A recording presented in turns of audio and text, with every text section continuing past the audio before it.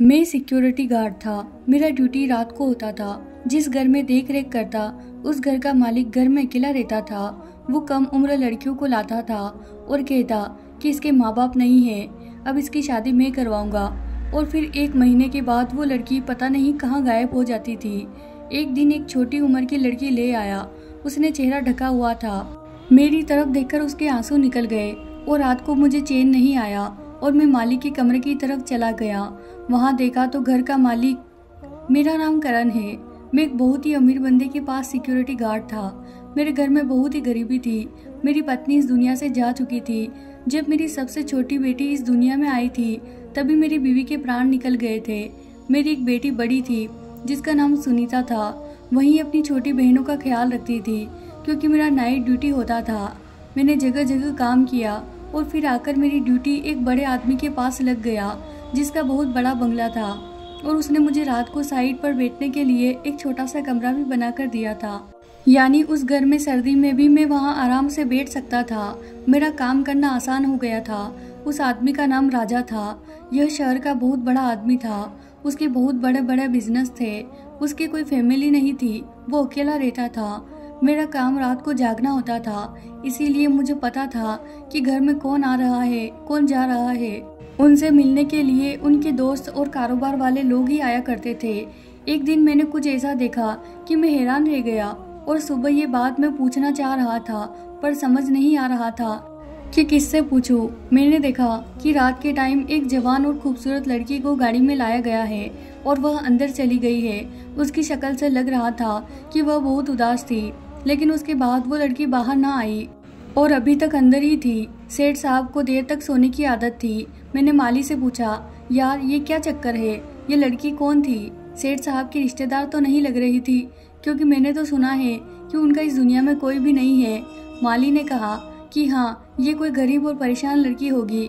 शक्ल और कपड़ों से तो ऐसा ही लग रहा था। मैंने कहा कि गरीब और लाचार लड़की का सेठ साहब के साथ क्या काम है? तो माली ने कहा कि मुझे नहीं पता है, तुम भी अपने काम से काम रखो। सेठ साहब बड़े ही अच्छे इंसान हैं, बहुत ज्यादा पैसे देते हैं। मैं माली हूँ और तुम सिक्योरिटी गार्ड हो, लेकिन देखो अपनी और मेरी पगार को, हम दोनों को कितनी पगार मिलती है। इतनी पगार तो कोई पढ़ा लिखा आदमी भी ना कमाता होगा और हमें यहाँ पर छोटे मोटे काम करने को मिल जाते हैं। मैं इधर से थोड़ी बहुत सफाई कर देता हूँ। तुम्हारा काम तो वैसे भी बैठने का है। दिन भर तुम सोते हो, रात को जागते हो, खाना पीना भी बहुत अच्छा मिलता है। इस तरह की बातों में पढ़कर अपनी नौकरी को हाथ से गवा मत बैठना। माली ठीक बात कर रहा था, लेकिन पता नहीं क्यों मुझे कुछ अजीब सा लग रहा था। और 2 हफ्ते के बाद भी यही हुआ। एक मासूम सी लड़की को लाया गया और उसके बाद वह वहीं पर रहने लगी। लेकिन 1 महीने के बाद वो लड़की कहाँ गई किसी को पता नहीं चला। वैसे सेठ साहब बहुत अच्छे इंसान थे। हमारे लिए रोज खाने में अच्छा पकवान होता था जो वो अपने लिए पकाते थे। उनके घर के नौकर भी वही खाते थे। जो भी घर में पकता था हम सबको वही खाने को मिलता। ऐसा नहीं था कि उनके लिए अच्छा खाना पकाया जाता है और हमारे लिए रूखी सूखी। यहाँ पर नौकरी करने के लिए तो लोग मरते थे।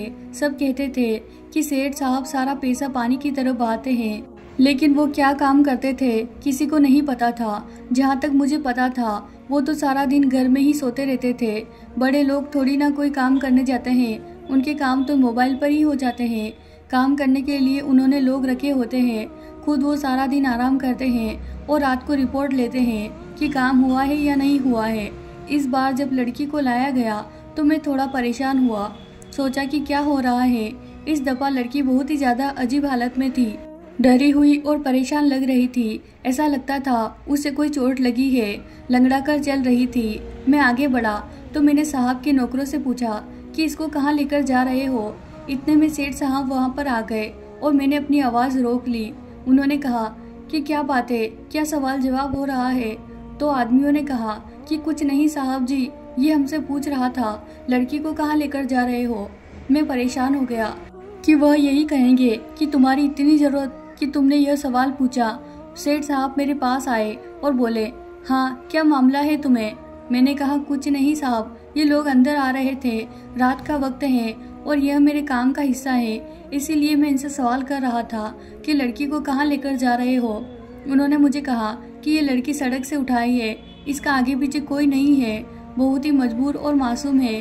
दरअसल मैंने कुछ लोग रखे हुए हैं जो इस तरह की लड़कियों को तलाश करते हैं जिनका आगे पीछे कोई भी नहीं होता और उनको इस घर में ले आते हैं। मैं सेठ साहब की बात बहुत गौर से सुन रहा था। वो खुद ही मुझे सफाइयाँ देने लगे। उन्होंने कहा कि ऐसी लड़कियों के आगे पीछे कोई नहीं होता, बेचारी सड़कों पर ही होती है तो इनकी इज्जत खराब होती है, इसीलिए मैं उनको अपने घर ले आता हूँ। कुछ दिन ये यहाँ पर काम करती हैं, फिर उनके लिए कोई अच्छा सा रिश्ता देकर उनकी शादी करवा देता हूँ। ये बात सुनकर तो मेरा दिल खुश हो गया। मैंने सोचा कि सेठ साहब जो दुनिया भर में अच्छाइयाँ करते फिरते हैं, उनसे किसी बुराई की उम्मीद हो भी कैसे सकती है। मुझे बहुत खुशी हुई। मैंने कहा, ये तो बड़ा ही पवित्र काम है। किसी किसी को इस तरह की अच्छाइयाँ करना नसीब होता है। भगवान आपको हमेशा खुश रखे सेठ साहब। सेठ साहब ने मेरे कंधे पर हाथ रखा और कहा कि तुम भी अपना काम बहुत अच्छे तरीके से कर रहे हो, इसी तरह अपना काम करते रहना। मैं जहाँ भी जाता था उनके साथ ही जाया करता था। वो कभी भी किसी ऐसी जगह पर नहीं गए थे जिसके बारे में सोचकर दिल में कोई सवाल आता। उन्होंने एक दिन मुझसे पूछा कि तुम्हारी कितनी बेटियां हैं, तो मैंने कहा कि मेरी 3 बेटियां हैं। उनकी माँ इस दुनिया में नहीं है, घर में अकेले छोड़ के आना पड़ता है, लेकिन क्या करूँ, मजबूरी है। सेठ साहब ने मुझे कुछ पैसे दिए और कहा, आज अपनी बेटियों के लिए कुछ कपड़े और मिठाइयाँ ले जाना। वो वाकई बहुत अच्छे इंसान थे, हर किसी का ख्याल करते थे।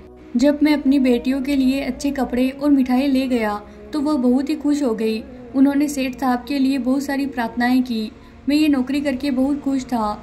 यहाँ पर मुझे इज्जत की रोटी भी मिल रही थी और यह इंसान भी बहुत अच्छा था, सबका बहुत ख्याल रखता था। ऐसे इंसान के लिए काम करके इंसान को अच्छा लगता है और खुद को छोटा महसूस नहीं होता। मुझे ऐसा नहीं लगता था कि मैं नौकर हूँ, मुझे ऐसा लगता था कि बस मैं भी एक मजदूर हूँ जो अपना काम कर रहा है, क्योंकि वो कभी भी मुझ पर कोई मालिकों की तरह हुक्म नहीं चलाते थे।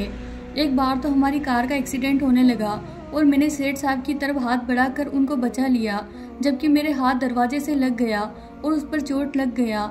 मैं अपना हाथ आगे ना करता तो सेठ साहब का कंधा शीशे से टकरा जाता और उनको चोट लग जाती। उन्होंने ड्राइवर को थोड़ा गुस्सा किया कि तुम्हारी आंखें क्या बंद पड़ी हुई थी, ठीक से नहीं चला सकते थे।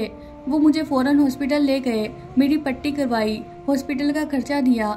मुझे कहा कि चाहो तो आराम करना, एक दिन काम पर नहीं आना। मेरी शुक्रिया अदा किया कि आज तुमने मेरी जान बचाई है, तो मुझे कुछ पैसे भी दिए गए कि जब तुम एक दिन नहीं आओगे तो इन पैसों से अपने घर का राशन ले जाना। मेरी बड़ी बेटी की उम्र 15 साल थी और उससे छोटी की उम्र 10 साल और एक छोटी बेटी 5 साल थी। उसको स्कूल में एडमिशन करवा दिया था। मुझे मेरी बड़ी बेटी सुनीता ने बताया कि यह स्कूल में जाने के लिए बहुत ज़्यादा खुश है। सेठ साहब के दिए हुए पैसों से ये सब कुछ हुआ था, वरना ये मुमकिन नहीं था, क्योंकि सुनीता को तो मैंने स्कूल में दाखिल भी नहीं करवाया था।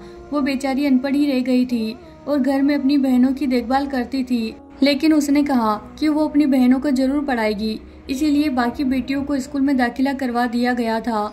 उससे सुनीता के काम भी बढ़ गए थे, क्योंकि दोनों को सुबह जागना पड़ता और फिर उनको तैयार करना होता था। लेकिन उसने कहा कि मैं सब कुछ करूंगी, अपनी बहनों को अनपढ़ नहीं रहने दूंगी, क्योंकि आजकल जमाना अनपढ़ लोगों के लिए और भी ज्यादा सख्त है। एक दिन मैंने एक बूढ़े आदमी को घर के आसपास मंडराते हुए देखा। बहुत ही परेशान था और उसकी आंखों में आंसू थे। बार बार बंगले की तरफ देख रहा था, अंदर आने की कोशिश कर रहा था।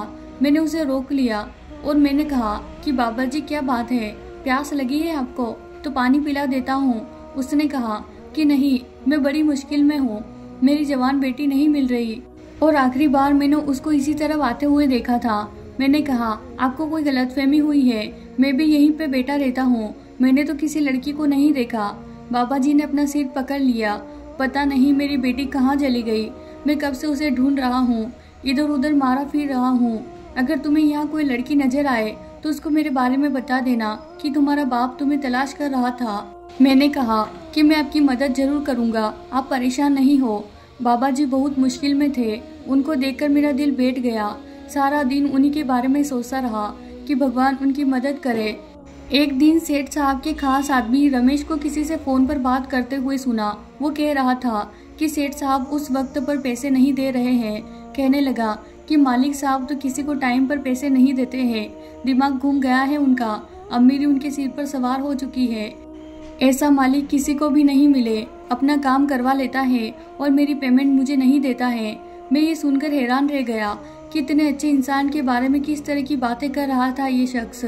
ये हर वक्त सेठ साहब के साथ रहता था, उनका फ़ोन पकड़ने से लेकर उनके सारे काम यही देखता करता था, और फिर भी उनके विरुद्ध इस तरह की बातें कर रहा था। जिसका नमक खाता था उसके ही बर्तन में छेद कर रहा था। मैं तो कभी भी सेठ साहब के बारे में इस तरह की बात नहीं करता था, क्योंकि मुझे पता था कि वो बहुत अच्छे इंसान है। मैं सोच भी नहीं सकता था कि सेठ साहब के अंदर कोई बुराई हो सकती है। लेकिन फिर जब मेरी तबीयत ठीक हो गई और 2 दिन बाद काम पर आया तो एक रात कुछ अजीब सा हुआ। वो रात भी बहुत अजीब थी और मुझे जिंदगी भर नहीं भूलेगी, क्योंकि उस रात के बाद मेरी जिंदगी बदल गई थी। रात को मैंने देखा कि रमेश और सेठ साहब का एक और करीबी नौकर किसी लड़की को पकड़कर ला रहे थे। उसकी उम्र 14 से 15 साल होगी। उसने चेहरा ढक रखा था।